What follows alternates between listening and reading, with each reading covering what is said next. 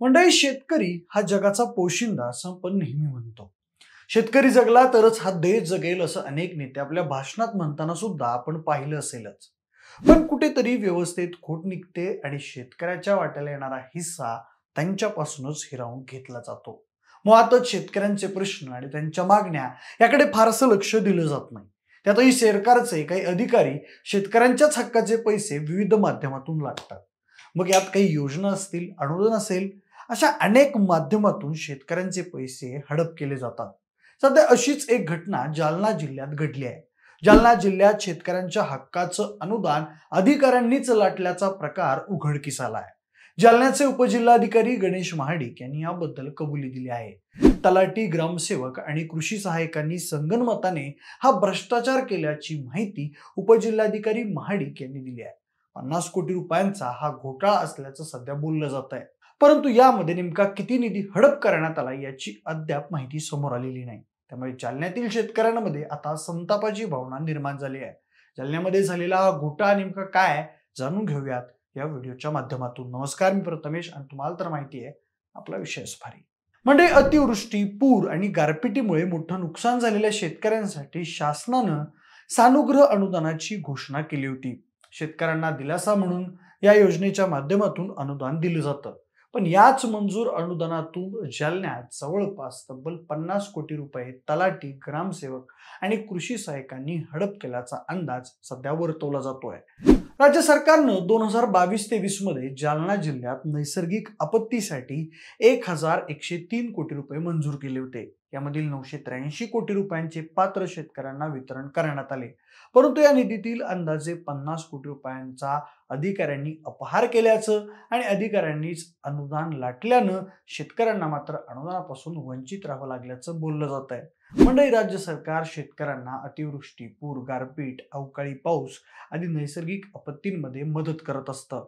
परंतु त्याचा शेतकऱ्यांना लाभ मिळताना अनेक अडचणींचा सामना करावा लागतो. तरी शेतकऱ्यांना अनुदान वेळेत मिळत नाही.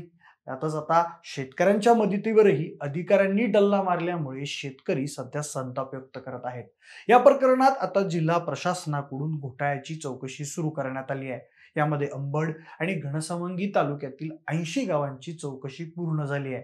तसेच जिल्ह्यातील उर्वरित गावांची तपासणी केली जाणार आहे, असं उपजिल्हाधिकारी महाडिक यांनी सांगितलं आहे.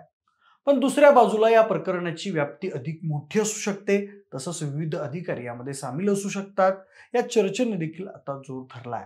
पण आता हा घोटाळा कसा झाला असा प्रश्न तुम्हाला नक्कीच पडला असेल. तर ऐका, राज्य सरकारनं शेतकऱ्यांना नैसर्गिक आपत्तीसाठी दिलासा म्हणून निधी जाहीर केला होता.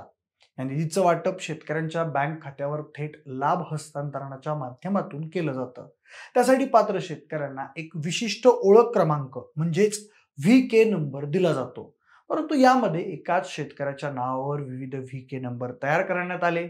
त्यातून अनुदानाची रक्कम हडपण्यात आली.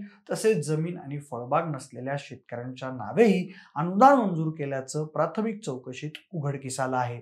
दरम्यान अनुदानासाठी पात्र शेतकऱ्यांना VK नंबर वापरून अनुदानाची सद्यस्थिती जाणून घेता येते.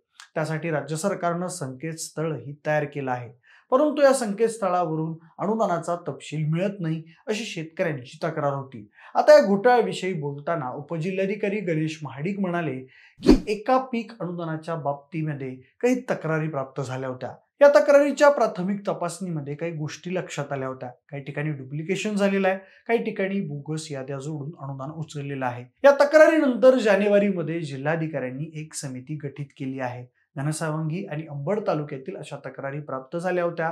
या 2 तालुक्यातील 75 ते 80 गावांमध्ये तलाट्याने अपलोड केलेल्या ज्या याद्या होत्या त्याची प्राथमिक तपासणी चौकशी समिती करत आहे. यामध्ये तलाठी, मंडल अधिकारी, कृषी सहाय्यक यांना चौकशीसाठी बोलावलं आहे. या चौकशी समितीमध्ये सध्या 3 अधिकाऱ्यांचा समावेश आहे.